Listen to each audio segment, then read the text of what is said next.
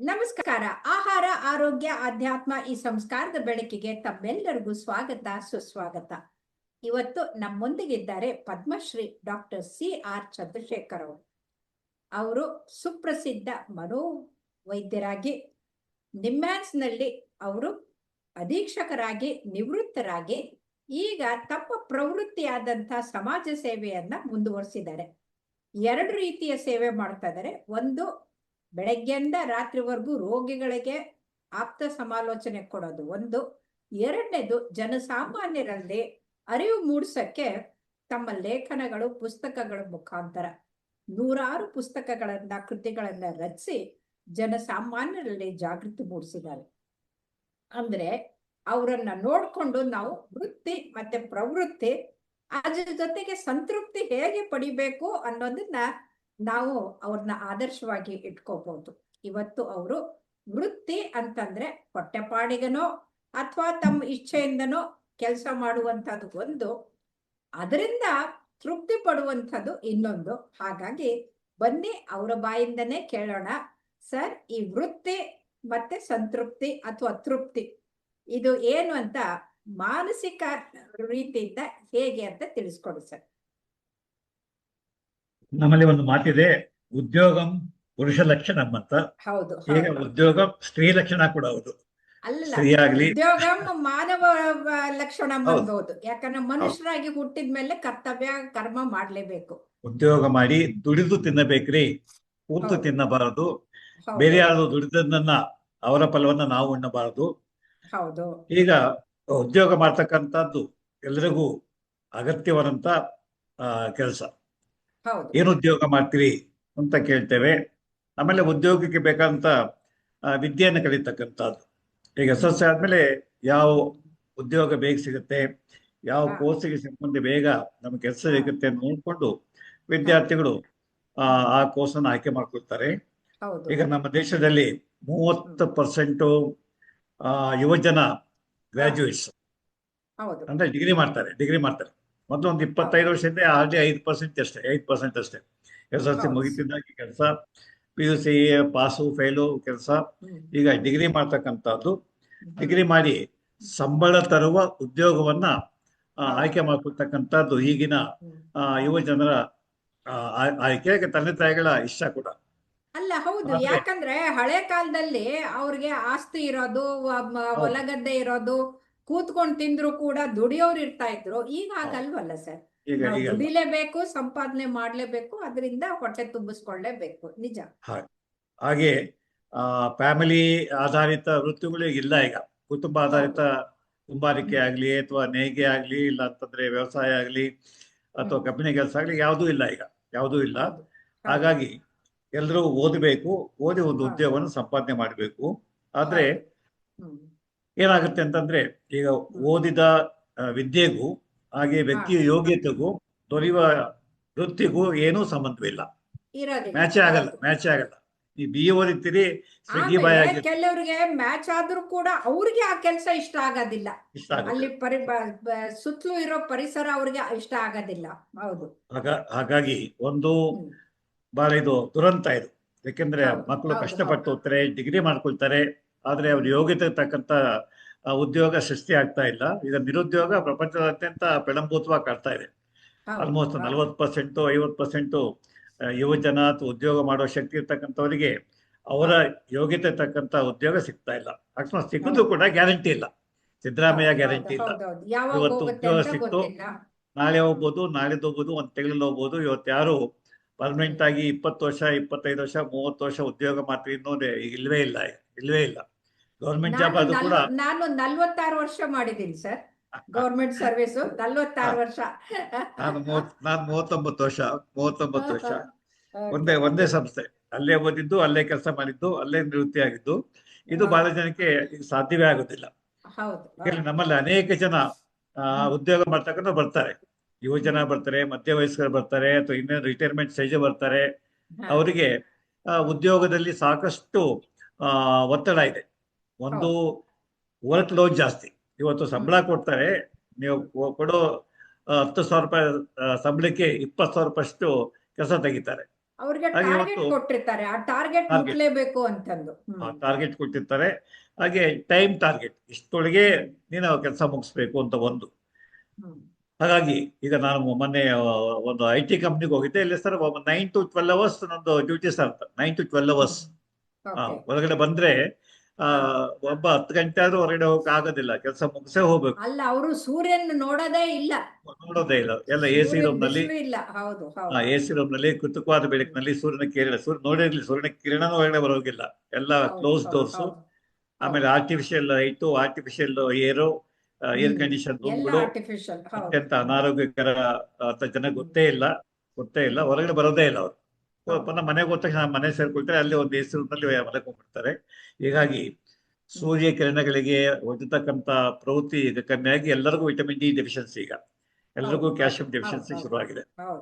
ಹಾಗಾಗಿ ಒಂದು ಒತ್ತಡ, ಜಾಬ್ ಸ್ಟ್ರೆಸ್ ಅಂತ ಹೇಳ್ತೇವೆ, ಅದು ತುಂಬಾ ಜಾಸ್ತಿ ಆಗ್ತಾ ಇದೆ. ಹಾಗೆ ಎರಡನೇದಾಗಿ ಇಲ್ಲ ಹಿರಿಯ ಉದ್ಯೋಗಗಳಿಂದ, ಸಹ ಉದ್ಯೋಗಗಳಿಂದ ಅಥವಾ ಜೂನಿಯರ್ ಉದ್ಯೋಗಗಳಿಂದ ಕಿರುಕುಳ ಹೊಂದಿಕೊಂಡು ಸ್ನೇಹಪೂರ್ಣವಾಗಿ ಕೆಲಸ ಮಾಡೋ ಅಟ್ಮಾಸ್ಫಿಯರೇ ಇಲ್ಲ. ಕೆಲಸ ಮಾಡೋದು ಇಲ್ವೇ ಇಲ್ಲ. ಹಾಗೆ ಬಾಸ್ಗೆ ಅಥವಾ ಸೂಪರ್ವೈಸರ್ಗೆ ಬೈಯೋದೇ ಕೆಲಸ, ತಪ್ಪು ಬೈಬೇಕು. ಹಾಗೆ ಅಪ್ರಿಸಿಯೇಷನ್ ಮಾಡಲ್ಲ, ನೀನ್ ಚೆನ್ನಾಗ್ ಮಾಡ್ತಿದ್ಯಪ್ಪ, ಕೆಲಸ ಮಾಡ್ತೀಯ ಅಂತ ಅನ್ನೋರಿಲ್ಲ. ಹಾಗೆ ಇನ್ಕ್ರಿಮೆಂಟ್ಗಳು, ಪ್ರಮೋಷನ್ಗಳು ಅವಧಿಗೆ ತಕ್ಕಂತೆ ಸಿಗೋದಿಲ್ಲ, ಯಾರಿಗೂ ಸಿಗುತ್ತೆ. ಸೀನಿಯರ್ ಆಗಿರ್ತೀರಿ, ಜೂನಿಯರ್ಗೆ ಪ್ರಮೋಷನ್ ಕೊಟ್ಟಿರ್ತಾರೆ. ಒಬ್ಬ ಬಂದು ಆತ್ಮಹತ್ಯೆ ಮಾಡ್ಕೊಡ್ತೀವಿ ಸರ್, ಯಾಕಪ್ಪ ಅಂತಂದ್ರೆ ನಾನು ಜೂನಿಯರ್ಗೆ ಪ್ರಮೋಷನ್ ಕೊಟ್ಬಿಟ್ಟಿಯ ಸರ್, ಅಂದ್ರೆ 50,000 ರೂಪಾಯಿ ಹೈಕ್ ಕೊಟ್ಬಿಟ್ಟಿಯ ಸರ್. ನಾನ್ ಪ್ರೊಫೆಸರ್ ಆಗಿದ್ದು 58 ವರ್ಷಕ್ಕೆ, ನನ್ ಮಗಳು ಅಳಿಯ ಆಗ್ಲೇ ಪ್ರೊಫೆಸರ್ ಆಗಿ ಹೋಗ್ಬಿಟ್ಟಿದ್ರು. ಹಾಗಾಗಿ ಇನ್ಕ್ರಿಮೆಂಟ್ಗಳು, ಪ್ರಮೋಷನ್ಗಳು ಸುಲಭವಾಗಿ ಸಿಗಲ್ಲ. ಈಗ ಪಾರ್ಶಾಲಿಟಿ, ಯಾಕಂದ್ರೆ ಪ್ರೈವೇಟ್ ನಲ್ಲಿ ನೀವೇನು ಕೇಳುವಂಗಿಲ್ಲ, ಯಾರನ್ನು ಕೇಳುವಂಗಿಲ್ಲ. ಅದೇ ಸರ್ಕಾರದ ಬಗ್ಗೆ ಕೇಳ್ಬೋದು, ಕೋರ್ಟ್ಗೂ ಕೇಳ್ಬೋದು, ನನ್ನ ಸೀನಿಯಾರಿಟಿ ಮೀರಿ ಇನ್ನೊಬ್ಬರಿಗೆ ಪ್ರಮೋಷನ್ ಕೊಟ್ಬಿಟ್ಟಿರ. ಪ್ರೈವೇಟ್ ನಲ್ಲಿ ಕೇಳುವಂಗೆ ಇಲ್ಲ, ಕೇಳಿದ್ರೆ ಹೋಗಪ್ಪ ಮನೆಗೆ ಅಂತಾರೆ. ಅವ್ರು ಕೊಟ್ಟಿರೋ ಪ್ರಸಾದ ಅಂತ ಸ್ವೀಕಾರ ಮಾಡ್ಬೇಕು. ಆಮೇಲೆ ಇನ್ನೊಂದು, ಗಂಡ ಹೆಂಡತಿ ಇಬ್ರು ಉದ್ಯೋಗದಲ್ಲಿ ಅಂತಂದ್ರೆ ಗಂಡನಿಗೊಂದು ಟೈಮಿಂಗು, ಹೆಂಡತಿಗೊಂದು ಟೈಮಿಂಗು, ಮತ್ತೆ ಮನೆಯಲ್ಲಿ ಮಾತಾಡಕ್ಕೆ ನೈಟ್ ಡ್ಯೂಟಿ ಅಥವಾ ಪರಸ್ಪರ ಇದೇ ಇಲ್ಲ. ಹಾಗೆ ನಮ್ಮ ಬೆಂಗಳೂರಿನಲ್ಲಿ ಈಗ 25-30 ಕಿಲೋಮೀಟರ್ ಪ್ರಯಾಣ ಮಾಡ್ಬೇಕು ತಮ್ಮ ವರ್ಕ್ ಪ್ಲೇಸ್ ಹೋಗ್ಲಿಕ್ಕೆ, ವಾಪಸ್ ಬರ್ಲಿಕ್ಕೆ 25-30 ಕಿಲೋಮೀಟರ್. ಟ್ರಾಫಿಕ್ ನಲ್ಲಿ ಅವರ ಅರ್ಧ ಆಯಸ್ಸು, ಕಾಲು ಭಾಗದ ಆಯಸ್ಸು ಟ್ರಾಫಿಕ್ ನಲ್ಲಿ ಕಳೆದೋಗುತ್ತೆ. ಹಾಗೆ ಒಂದು ತಮ್ಮ ವೃತ್ತಿ ಮಾಡಿ ಅದರಿಂದ ಸಂತೋಷ ಪಡ್ತಕ್ಕಂತ ಒಂದು ಮನೋಭಾವ ಇತ್ತೀಚೆಗೆ ಕಾಣೆ ಆಗ್ತಾ ಇದೆ. ಯಾವಾಗಲೂ ಎಷ್ಟು ಹಣ ಬರ್ತದೆ, ಎಷ್ಟು ಇನ್ಸೆಂಟಿವ್ ಬರ್ತದೆ, ಎಷ್ಟು ನನಗೆ ಅನುಕೂಲ ಇದೆ ಅಂತ ನೋಡ್ತಾರೆ ಹೊರತು, ಕೆಲಸ ಮಾಡಿ ಅದರ ಮುಖಾಂತರ ನಾನು ಸಮಾಜಕ್ಕೆ ಸೇವೆ ಮಾಡ್ತಿದ್ದೇನೆ, ನಾನು ದೇಶದ ಪ್ರಗತಿಗೆ ನನ್ನ ಕಾಂಟ್ರಿಬ್ಯೂಷನ್ ಕೊಟ್ಟಿರೋ ಕಲ್ಪನೆನೇ ಇಲ್ಲ. ಏನಿದ್ರು work to rule, work to gain money, ಹಣಕ್ಕಾಗಿ ಕೆಲಸ ಮಾಡೋದಷ್ಟೇ.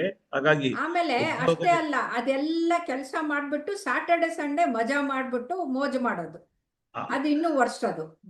ಅದೇ ಒತ್ತಡವನ್ನ ತಾಳ್ಕೊಳಕ್ಕಾಗ್ದೇನೆ ಈಗ ಸಾಮಾನ್ಯ ಹೆಚ್ಚಿನ ಜನ, ನಮ್ಮ 70 to 75% of IT/BT workers either smoking ಹೋಗ್ತಾರೆ, ಅಥವಾ ಆಲ್ಕೋಹಾಲ್ಗೆ ಹೋಗ್ತಾರೆ, ಅಥವಾ ಗಾಂಜಾ ಹೋಗ್ತಾರೆ, ಅಥವಾ ನೀವು ಹೇಳ್ದಂಗೆ ವೀಕೆಂಡ್ ನಲ್ಲಿ ಯಾವುದೋ ರೆಸಾರ್ಟ್ ಹೋಗಿ ಅಲ್ಲಿ ಮಾಡಬಾರ್ದು ಮಾಡಿ, ಕುಡಿಬಾರ್ದು ಕುಡಿದು, ತಿನ್ನಬಾರ್ದು ತಿಂದು ನಾವು ಸಂತೋಷ ಪಟ್ಟು ವಾಪಸ್ ಬರ್ತಾರೆ, ಆರೋಗ್ಯ ಹಾಳು ಮಾಡ್ಕೊಳ್ತಾರೆ. ಹಾಗಾಗಿ ವರ್ಕ್ ರಿಲೇಟೆಡ್ ಸ್ಟ್ರೆಸ್ಸು, ಹಾಗೆ ವರ್ಕ್ ರಿಲೇಟೆಡ್ ಕಾಯಿಲೆಗಳು ಜಾಸ್ತಿ ಆಗ್ತಾ ಇದೆ.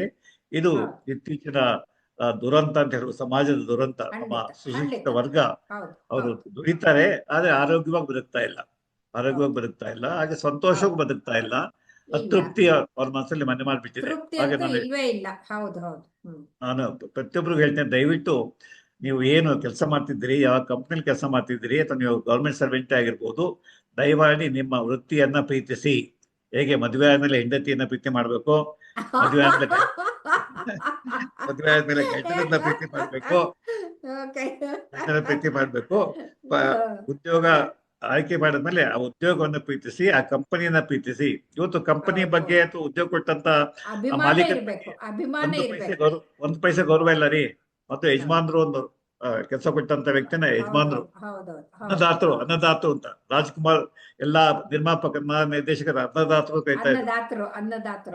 ಅವ್ರಿಲ್ಲದ್ರೆ ನಮ್ಗೆ ಅನ್ನ ಇಲ್ಲ, ಊಟ ಇಲ್ಲ.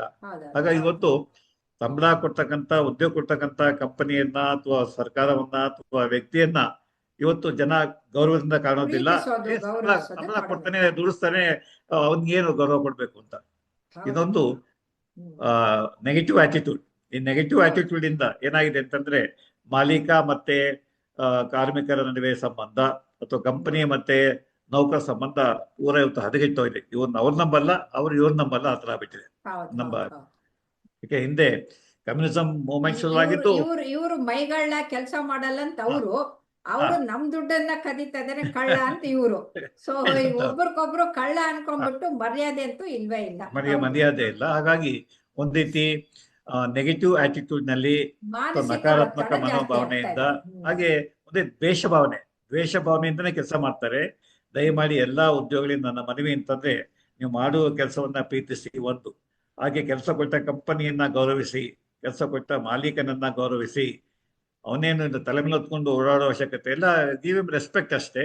ಈ ನಿಮ್ಮ ಕಂಪನಿಯಿಂದ ನನಗೆ ಜೀವನೋಪಾಯ ಆಗಿದೆ, ಥ್ಯಾಂಕ್ ಯು ಸರ್ ಅಂತ ಹೇಳ್ತಕ್ಕಂಥದ್ದು. ಹಾಗೆ ಪ್ರತಿ ದಿವಸ ಮಾಡುವ ಕೆಲಸವನ್ನ ಒಂದು ಪ್ಲಾನ್ ಮಾಡ್ಕೊಳ್ಳಿ. ಅನೇಕ ಜನ without planning they start working. Pressure ಬಂದ್ರೆ ವರ್ಕ್ ಮಾತ್ರ, ಇಲ್ಲವೇ ನಾಳೆ ಮಾಡ್ಕೊಂಡು ಬಿಡು, ಯಾರು ನೋಡಿದ್ರೆ ಯಾರು ನೋಡ್ತಾರೆ ಬಿಡು. ನಾಳೆ ಅಂದವರ ಮನೆ ಹಾಳು ಅನ್ನೋದನ್ನ ಮರೀತಾರೆ.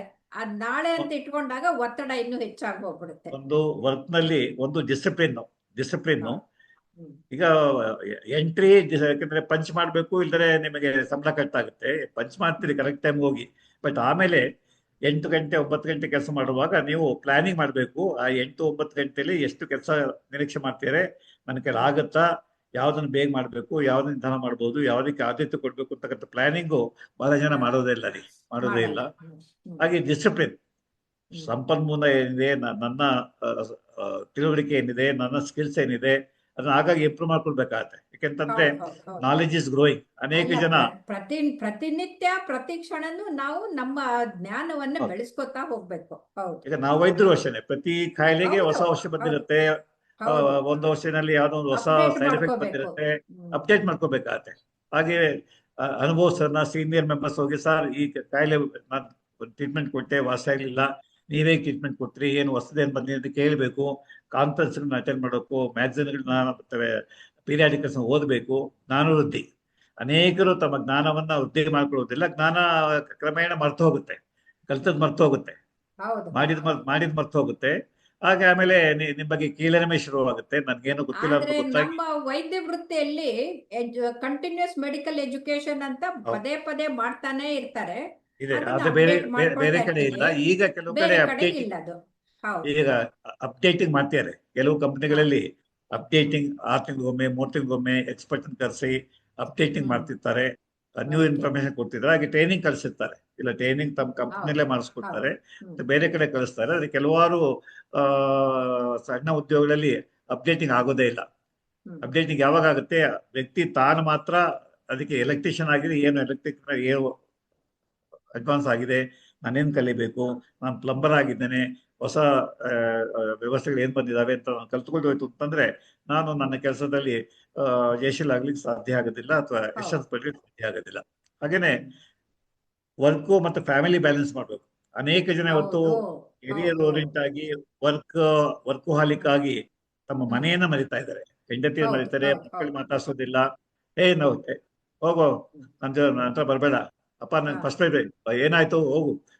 ಸೊ ಮಕ್ಕಳನ್ನ, ಹೆಂಡತಿಯನ್ನ ಅಥವಾ ಗಂಡನನ್ನ ಮಾತಾಡ್ಸ್ತಕ್ಕಂಥದ್ದು, ಫ್ಯಾಮಿಲಿ ಲೈಫಿಗೆ ಅವಕಾಶ ಕೊಡ್ತಕ್ಕಂಥದ್ದು, ಎಲ್ಲದಕ್ಕಿಂತ ಮುಖ್ಯವಾಗಿ ರಿಲ್ಯಾಕ್ಸೇಷನ್, ರೆಕ್ರಿಯೇಷನ್.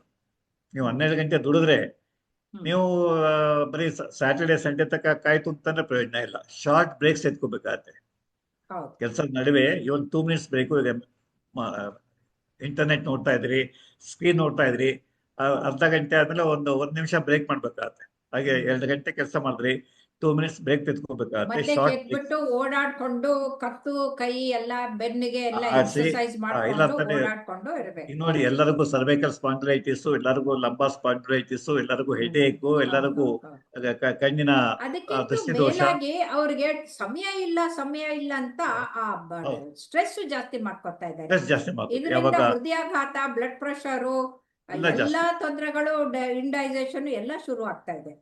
ಈಗ IT workers within 3 years 4 years diabetics ಆಗ್ತಿದ್ದಾರೆ, ವಿತಿನ್ 2-3 years ಹೈಪರ್ಟೆನ್ಷನ್ ಬರ್ತಿದೆ, ವಿತಿನ್ 4-3-4 years ಹಾರ್ಟ್ ಅಟ್ಯಾಕ್ ಆಗಿ ಸ್ಟಂಟ್ ಹಾಕ್ಸ್ಕೊಳ್ತಾರೆ.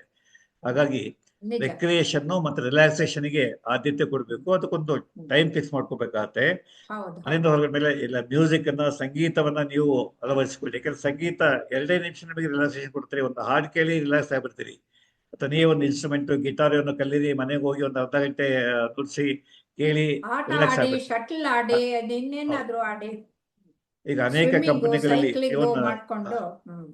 ಈಗ ಒಂದು ಕಂಪನಿಗೆ ಹೋಗಿದ್ದೆ. ಅಲ್ಲಿ ಕಂಪ್ಲೀಟ್ ಜಿಮ್ ಇದೆ, ಶಟಲ್ ಬ್ಯಾಡ್ಮಿಂಟನ್ ಇದೆ, ಆಮೇಲೆ ಚೆಸ್ ಇದೆ, ಕೇರಮ್ ಇದೆ. ಏನ ಸರ್ ಅಂತ, ಸರ್ ಮಧ್ಯ ಅವ್ರು ಬ್ರೇಕ್ ತಗೊಳ್ಳಿ ಅಂತ ಇದೆಲ್ಲ ವ್ಯವಸ್ಥೆ ಮಾಡಿದ್ರು ಸರ್ ಅಂತ. ಎಷ್ಟು ಜನ ಬರ್ತಾರೆ? ಎಲ್ಲ ಕೆಲವರು ಬರ್ತಾರೆ ಸರ್, ಕೆಲವರೇ ಬರ್ತಾರೆ. ಬಾಕಿ ಇಷ್ಟೆಲ್ಲ ಮಾಡಿಕೊಟ್ಟು ಕೂಡ ಎಲ್ಲರೂ ಬರೋದಿಲ್ಲ. Because they don't understand the need. ಹಾಗಾಗಿ ಮಧ್ಯೆ ರಿಲ್ಯಾಕ್ಸ್ ಮಾಡ್ಕೊಳ್ತಕ್ಕಂಥದ್ದು. ಆಮೇಲೆ ಗೆಳೆಯರ ಜೊತೆಗೆ, ಸಹೋದ್ಯೋಗಿ ಜೊತೆಗೆ ಒಳ್ಳೆಯ ಸಂಬಂಧ ಇಟ್ಕೊಬೇಕ್ರಿ. ನಗನಗತ ಸಹೋದ್ಯೋಗಿ ಕೆಲಸ ಮಾಡ್ಬೇಕು. ಹೌದು. ಸಹೋದ್ಯೋಗಿಯನ್ನ ಸ್ಪರ್ಧೆ ಅಂತ ದಯವಿಟ್ಟು ಭಾವಿಸಬೇಡಿ. ಅವನು ನನ್ನ ಕಾಂಪಿಟೇಟರು, ನನ್ನ ಪ್ರಮೋಷನ್ ಕರೀತಾನೆ, ಅಥವಾ ನನ್ನ ಬಗ್ಗೆ ಬಾಸ್ಗೆ ಚಾಡಿ ಹೇಳ್ತಾಳೆ, ಅಥವಾ ಚೆನ್ನಾಗಿ ಅಲಂಕಾರ ಮಾಡ್ಕೊಂಡಿದ್ದೆ ನೋಡಿ ನನಗಿಂತ ಅಲಂಕಾರ ಮಾಡ್ಕೊಂಡು ಅಟ್ಯಾಕ್ ಮಾಡ್ತೇಳಿ ನನ್ನನ್ನ ಯಾರು ಮಾತಾಡ್ಸಲ್ಲ. ಈ ರೀತಿ ಮತ್ಸರ, ವೃತ್ತಿ ಮತ್ಸರ very very common. Professional jealousy ಹೊಟ್ಟೆ ಕಿಚ್ಚಿಗೆ ಮದ್ದೇ ಇಲ್ಲ. ಹಾಗಾಗಿ ಎಲ್ಲಕ್ಕೂ ಮದ್ದು ಕೊಡ್ಬೋದು, ಹೊಟ್ಟೆ ಕಿಚ್ಚು ಕೊಡಕ್ಕಾಗಲ್ಲ. ಅನೇಕ ಜನ ತಮ್ಮ ವೃತ್ತಿನಲ್ಲಿ ವೃತ್ತಿ ಮತ್ಸರ ಒಬ್ಬ ಇಬ್ರು ಬಿಸ್ನೆಸ್ ಮ್ಯಾನ್ ಇರ್ತಾರೆ. ಅವನಿಗೆ ಚೆನ್ನಾಗಿ ವ್ಯಾಪಾರ ಆಗ್ತಿದೆ, ಅವನ್ನೇನ ಹಾಳು ಮಾಡ್ಬೇಕು, ಅಥವಾ ಒಬ್ಬನಿಗೆ ಪ್ರಮೋಷನ್ ಬೇಗ ಅವನ್ನ ಹಾಳು ಮಾಡ್ಬೇಕು. ಈ ರೀತಿ ವೃತ್ತಿ ಮತ್ಸರ ಯಾವಾಗ ಸೇರ್ಕೊಡುತ್ತೋ ಅವಾಗ ಆರೋಗ್ಯ ಇನ್ನಷ್ಟು ಹದಗೆಡುತ್ತೆ. ಹಾಗಾಗಿ ನಿಮ್ಮ ಸಹೋದ್ಯೋಗಿಗಳನ್ನ ಆಮೇಲೆ ಪ್ರೀತಿಸಿ. ಇಡೀ ದೇಶಕ್ಕೆ ನಾಶ ಆಗತ್ತೆ, ಕುಟುಂಬಕ್ಕೂ ತೊಂದರೆ ಆಗತ್ತೆ. ಸೊ ತುಂಬಾ ಧನ್ಯವಾದಗಳು ಸರ್. ನನಗನ್ಸುತ್ತೆ ಇದೆಲ್ಲದಕ್ಕೂ ಒಂದೇ ಒಂದು ಮದ್ದು ಅಂದ್ರೆ ಬಸವಣ್ಣನವ್ರು ಹೇಳಿದಾಗೆ ಎಲ್ಲಾ ಕೆಲಸಗಳನ್ನ ಆಧ್ಯಾತ್ಮೀಕರಣಗೊಳಿಸಿ ನಾವು ದೈವಿ ಸ್ವರೂಪವಾದಂತ ಸಮಾಜಕ್ಕಾಗಿ ಮಾಡ್ತಾ ಇದ್ದೀವಿ ಅನ್ನೋ ಮನೋಭಾವನೆ ಬಂದ್ಬಿಟ್ರೆ ನಾವು ಸಂತೃಪ್ತಿಯಿಂದ ಇರ್ತೀವಿ. ಬಹಳ ನಿಮ್ಮ ಹಾಗೆ ನನ್ನ ಹಾಗೆ ನಗನಗತ ಇನ್ನು ಎಷ್ಟೇ ವಯಸ್ಸಾದ್ರೂ ಕೆಲಸ ಮಾಡೋದನ್ನ ಬಿಡದೆ ಇರೋದನ್ನ ಕಲಿಬೇಕು. ಅದು ಒಳ್ಳೇದು ಅಂತ ಅನ್ಸುತ್ತೆ. ವರ್ಕ್ ಈಸ್ ವರ್ಷಿಪ್ ಅಂತ. Work is worship. ಹೌದು. ಕಾಯಕವೇ ಕೈಲಾಸ, ಕಾಯಕವೇ ಪೂಜೆ ಅಂತಕ್ಕಂಥ ಮಾತು ನಾವು ಅಳವಡಿಸ್ಕೊಂಡ್ರೆ ನಮ್ಮ ವೃತ್ತಿ ನಮಗೆ ಯಾವುದೇ ಕಷ್ಟ ಕೊಡಲ್ಲ, ನಮ್ಮ ಆರೋಗ್ಯನ ಕಾಪಾಡುತ್ತೆ. ಧನ್ಯವಾದ. ನಮಸ್ಕಾರ.